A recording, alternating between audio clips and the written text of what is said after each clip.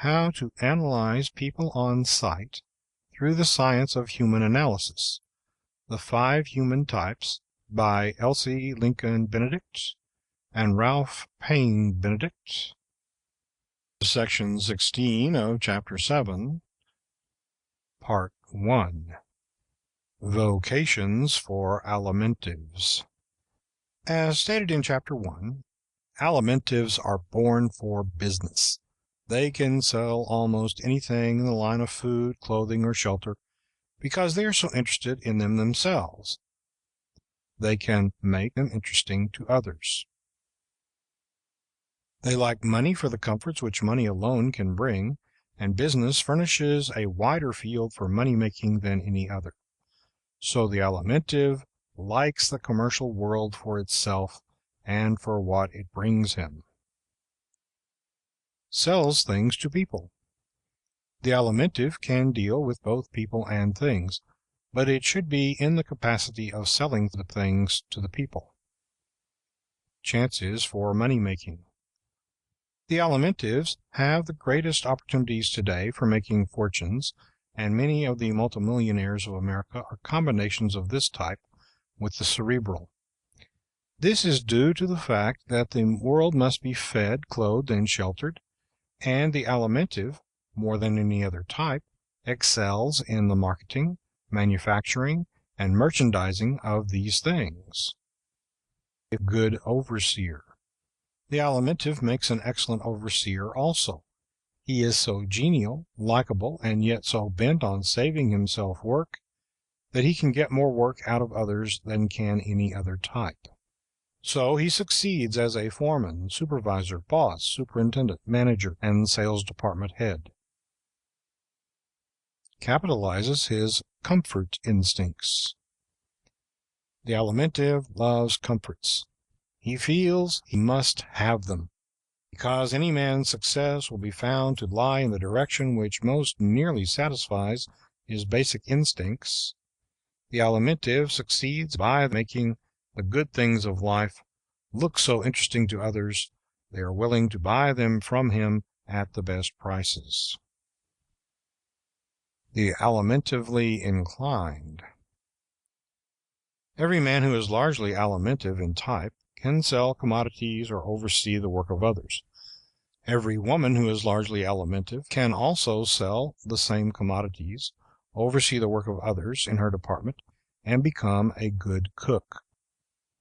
Things to avoid. The alimentive should avoid vocations dealing exclusively with ideas. Books are almost the only things an alimentive cannot sell successfully. This is due to the fact that he is not as interested in ideas as in things, and the things he is interested in, food and comforts, are the farthest removed from books. Partners to select. When he goes into partnership, the alimentive should endeavor to do so with a practical muscular, a clever thoracic, or another alimentive. Partners and employees to avoid.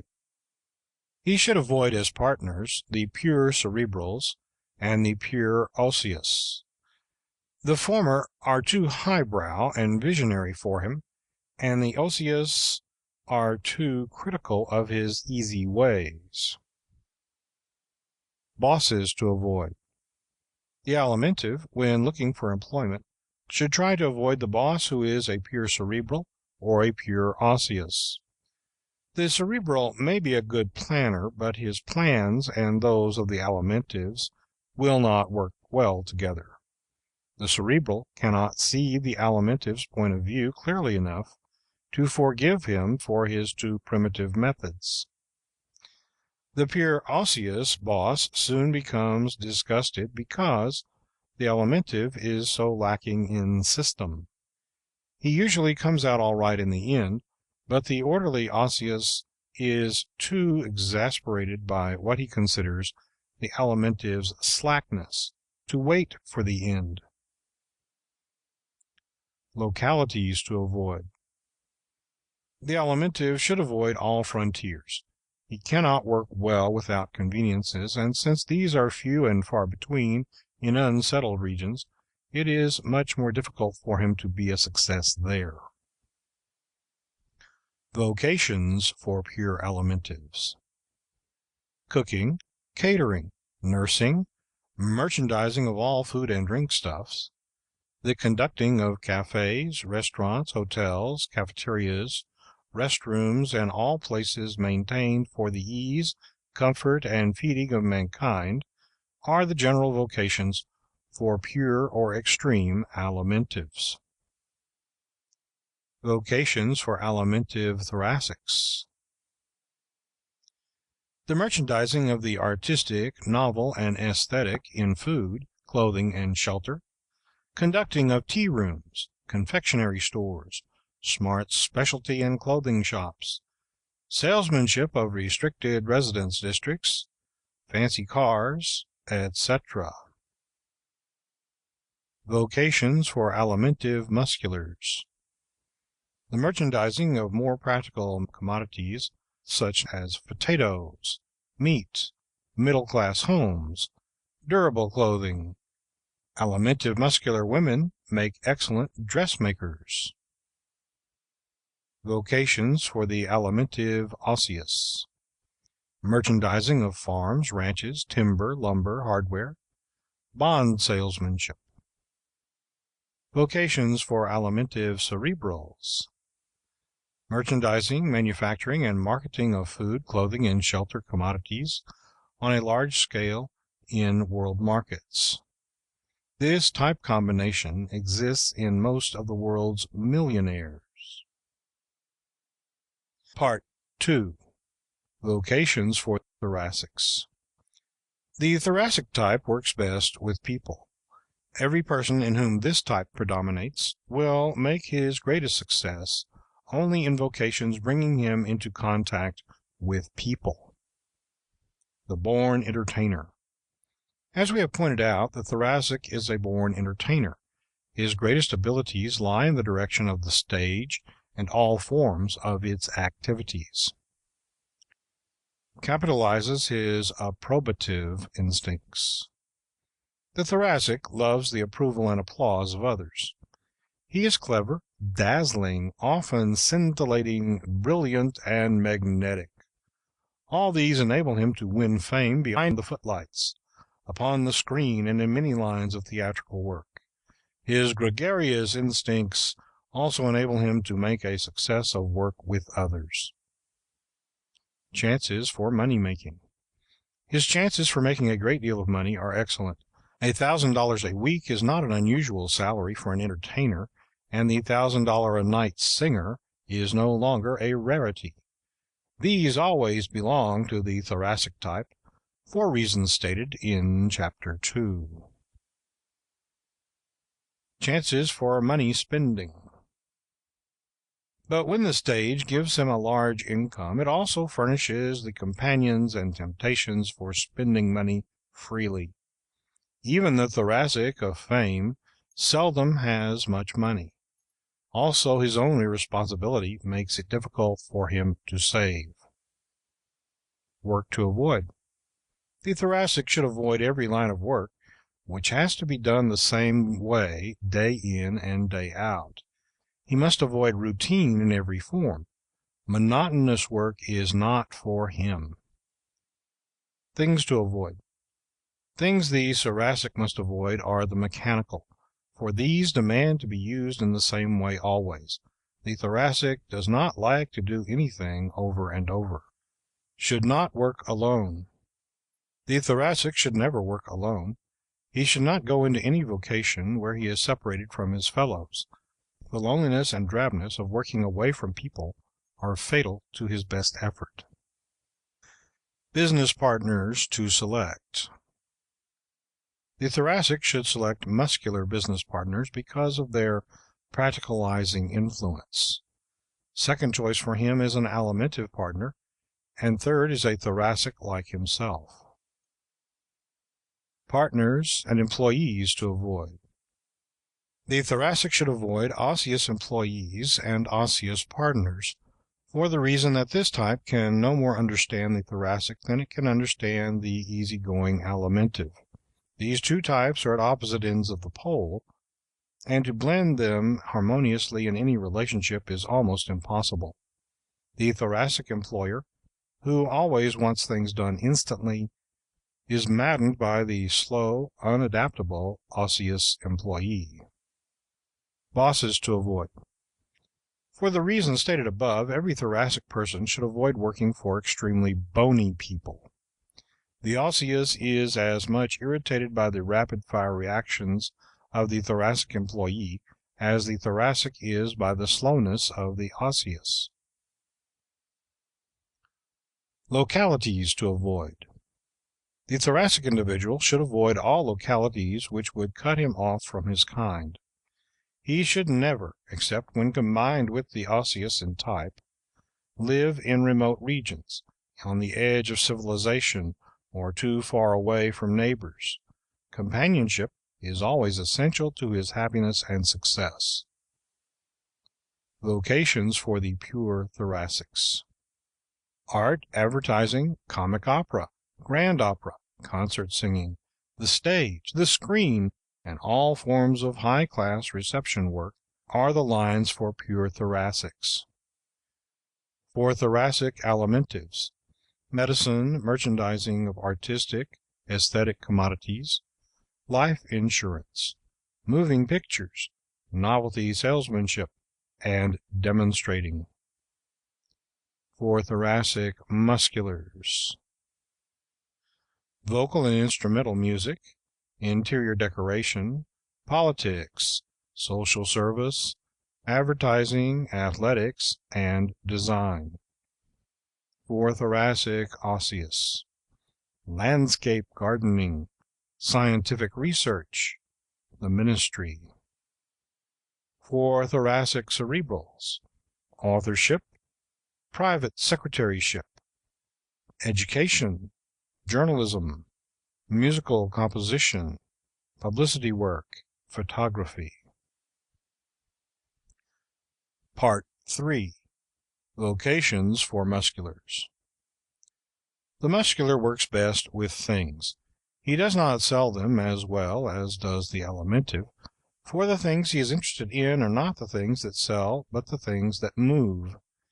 He likes to work with high-powered cars, machinery of all kinds, and everything that involves motion. These things, though necessities sometimes and luxuries occasionally, are not such necessities as food, clothing, and homes. Therefore there is no such market for them.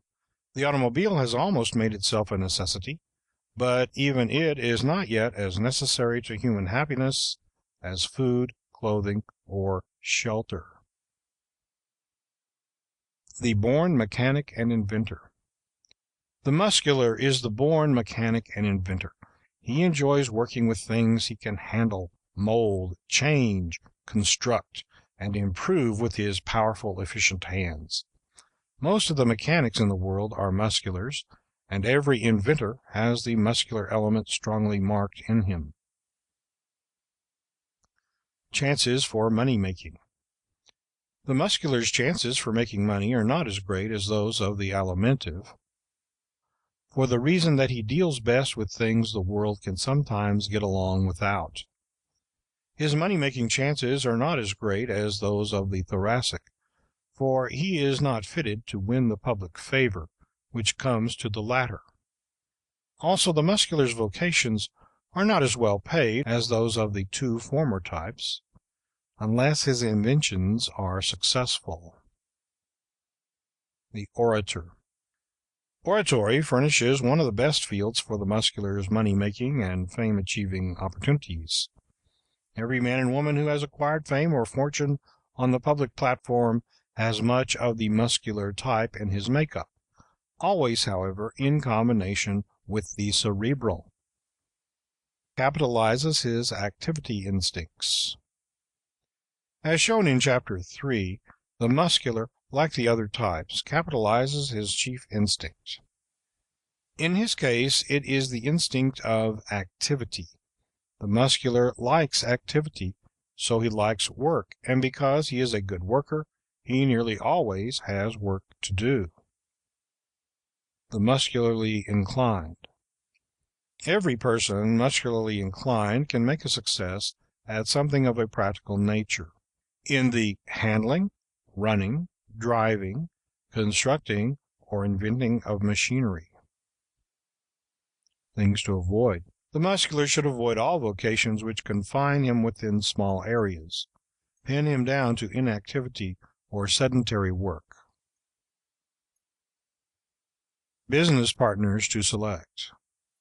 The musculars should select musculars as their first choice in business partners, with cerebrals second and thoracics third.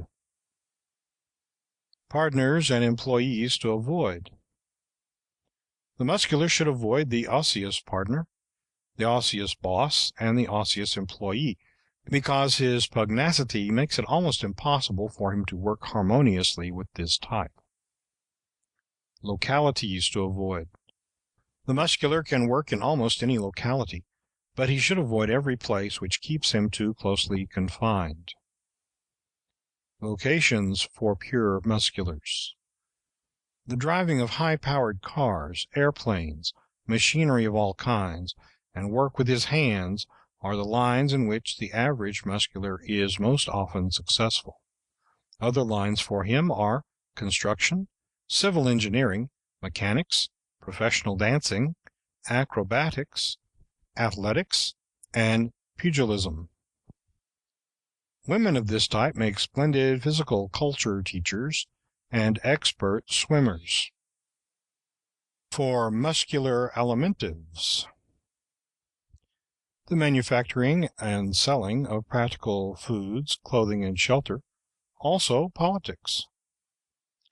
For muscular thoracics.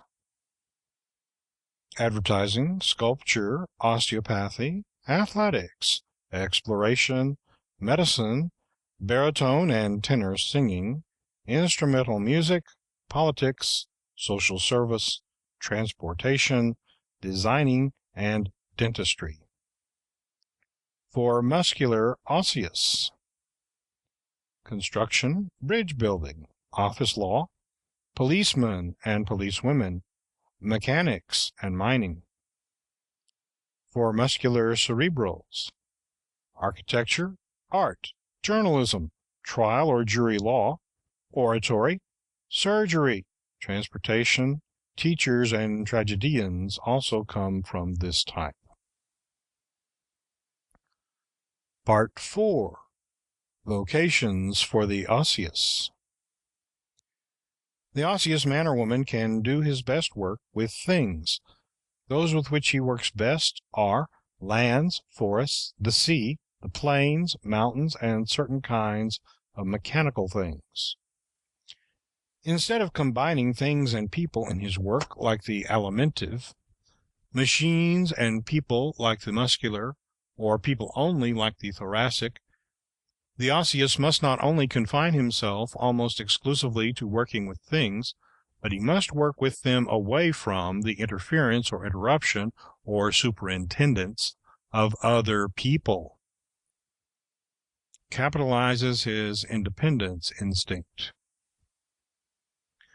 The osseous, like other types, succeeds in work which automatically brings into play his basic instincts. His fundamental instinct is that of independence.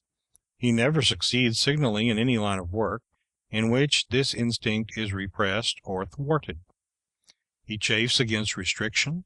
He enjoys mastering a thing, and when let alone to work in his own way, he makes an excellent employee. As has been stated, he is the steadiest of all. Chances for money making. Chances for the osseous to make a great deal of money are few, unless he confines himself to finance, working as exclusively with money as possible, or to dealing with natural resources. The osseous seldom becomes rich. He cares more for money than any of the other types, saves a much larger portion of what he earns, and no matter how rich, is seldom extravagant. His greatest obstacle to money making is his tendency to hang on to whatever he has, awaiting the rise in prices which never go quite high enough to suit him. An osseous friend of ours has lived for 40 years on almost nothing while holding, for a fabulous price, an old residential corner on a desirable block of a downtown street in one of the large American cities. He could have sold it years ago for enough to make him comfortable for life, to give him travel, leisure, comforts, and self-expression, but he refused. As has been pointed out before, each individual prefers the self-expression common to his type. This man has found more of what is real self-expression to him in defying the destruction of this building and the march of commerce in that neighborhood, and in opposing prospective buyers, than all the money-bought comforts in the world could have given him. So he has worked away as a draftsman at a small salary 8 hours a day for those 40 years. He is unmarried and has no brothers or sisters. When he dies, remote relatives whom he has never seen and who care nothing for him will sell the property and have a good time on the money. But they will have no better time spending it than he has had saving it. Those who are inclined to the osseous. Every person with a large osseous element is capable of saving money, of being a faithful worker under right conditions, and of withstanding hardship in his work. Difficult missions into pioneer regions are successful only when entrusted to men or women who have the osseous as one of their first two elements. The North Pole.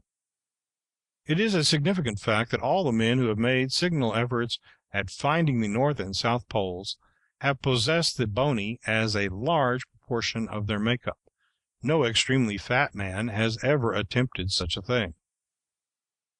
Missionaries. It is also interesting to note that the most successful missionaries have had a larger than average bony system, and that all those who go into the extreme edges of civilization and stay there any length of time are largely of this type. Other types plan to become missionaries, and some get as far as to be sent somewhere, but those who stick, who spend years in the far corners of the earth, are always largely osseous. Things to avoid. The osseous must avoid all vocations demanding his constant or intimate contact with large numbers of people. Every kind of work that calls for instantaneous movements, sudden adaptations to environment, many or sudden decisions, or crowded workrooms. He must avoid working for, with, under, or over others. Business partners to select. The osseous should never have a partner if he can help it. When he cannot help it, he should choose a person of large cerebral tendencies, for no other type will stand for his peculiarities. Partners and employees to avoid. He should avoid above all things a partner who is osseous like himself. An osseous always knows what he wants to do, how he wants to do it, and when. And one of the requirements with him usually is that it must be the opposite of the thing, manner, and time desired by the other fellow. So in business, as in marriage, two osseous people find themselves in unending warfare. He should avoid the osseous employees also for the same reasons, and choose the only types that will submit to his hard driving. Bosses to avoid. The osseous should never work for a boss when he has brains enough to work alone. He is so independent that it is almost impossible for him to take orders, and the contrary streak in him runs so deep that he is just naturally against what others want him to do. He is the most insubordinate of all types as an employee, and as a boss is the most inexorable. Localities to avoid. The osseous should avoid all congested communities. He does not belong in the city. Except in some vocation where he handles money, he seldom succeeds in a metropolis. His field is the frontier, the great open spaces of land, sea, forest, and mountain, where he works with things that grow, that are not sensitive, that do not offer human resistance to his imperious, dominating nature. Vocations for pure Osseous: farming, stock raising, lumbering, lighthouse keeping, open sea fishing, hardware, sawmilling, and all pioneering activities are the vocations in which the unmixed Osseous succeeds best. For Osseous alimentives, work as a farmhand, sheep or cattle herder, or truck gardener are the lines in which this combination succeeds best. He can do clerical work also. For Osseous thoracics, agriculture, carpentering, railroading, mining, office law, electrical and chemical engineering are the first choices for this combination. Both men and women of this type succeed on police forces also. For Osseous cerebrals, the invention of intricate mechanical devices is something in which this combination often succeeds. Other lines for him are those of statistician, mathematician, proofreader, expert accountant, genealogist, and banker. Part 5. Vocations for cerebrals. The cerebral man or woman can never be happy or successful until he is in work that deals with ideas. But his planning is often impractical, and for this reason he does not succeed when working independently, as does the Osseous. Capitalizes his cerebrative instinct. The cerebral gets his name from the cerebrum, or thinking part of the brain, because this is the system most highly evolved in him. Its great size in the large-headed man causes it to dominate his life. Thus his chief instinct is cerebration, dreaming, meditating, visualizing, planning. Since these are the real starters of all progress, this type should be encouraged with a view to making him more practical. The born writer. The brain system is large in all men and women who achieve distinction in writing, or in other lines where the brain does most of the work. Unless combined with the muscular, this man writes much better than he talks, and usually avoids speech-making. When the muscular is combined with the cerebral, he will be an excellent lecturer or teacher. Chances for money-making. The pure cerebral has the least likelihood of making money of any of the types, for the reasons stated in Chapter 5. If he is a pure cerebral, his ideas and writings, however brilliant, will seldom bring him financial independence unless he gets a muscular, thoracic, or alimentive business manager and strictly follows his directions. The cerebrally inclined. Any person inclined to the cerebral type, that is, with a large, wide, high forehead, or a large head for his body, will succeed in some line of work where study and mental effort are required. Things to avoid. The pure cerebral should avoid every kind of work that calls for manual or bodily effort, physical strenuosity, lifting of heavy things, or the handling of large machines. He should avoid every kind of work that gives no outlet for planning or thinking. He should avoid being an employer, because he sees the employee's viewpoint so clearly that he lives in his skin instead of his own. This means that he does not get the service out of employees that other types get.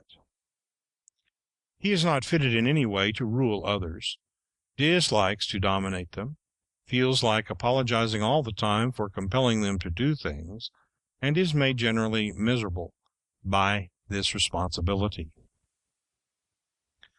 Business partners to select. The selection of a partner is one of greater importance to the cerebral than to any other type, for it is almost impossible for him to work out his plans alone. It is as necessary for the cerebral to have a partner as it is for the Osseous not to have one. This partner should be a person largely of the muscular type, to supply the practicality the cerebral lacks. As a second choice, he should be of the thoracic type, to supply the gregariousness which the cerebral lacks. The third choice should be an osseous, to supply the quality which can get work out of employees, and thus make up for the lax treatment the cerebral tends to give his subordinates. Partners and employees to avoid. Though he succeeds well when he is himself a combination of alimentive and cerebral, the pure cerebral should avoid partners and employees who are purely alimentive. Their ideas and attitudes are too far away from his own for them to succeed cooperatively. Localities to avoid. The cerebral can work in any locality, partly from the fact that every spot in the world interests him. But he should avoid ranches, livestock farms, lumber camps, construction gangs, ditch digging, and sawmilling jobs, for he lacks the physical strength to stand up to them. Vocations for pure cerebrals. Education, teaching, library work, authorship, literary criticism, and philosophy are the vocations best suited to the pure cerebral. For cerebral alimentives. This combination comprises the majority of the world's millionaires, for it combines the intense alimentive desires for life's comforts with the extreme brain capacity necessary to get them. So he becomes a magnate, a man of big business, and tends to high finance, manufacturing, and merchandising on a world scale. For cerebral thoracics, journalism, the ministry, teaching, photography, interior decorating, magazine editing are among the vocations best suited to this type. The best educational directors for large department stores and other establishments, and some of the best comedians belong to this combination. For cerebral musculars, manual education, trial or jury law, invention of all kinds of machinery, social service, oratory, teaching, lecturing, and nose and throat surgery are the best lines of work for this combination. For cerebral osseous, authorship, finance, statistics, invention of complex mechanical devices, expert accounting, and mathematics are the best lines for this combination. So here then endeth the 5 human types, being the first volume in the world to expound science's discovery that all human beings fall into 5 definite divisions according to their biological evolution. By Elsie Lincoln Benedict, first writer and publisher of this classification, first lecturer in the world to present it to the public, and first compiler of the science of human analysis.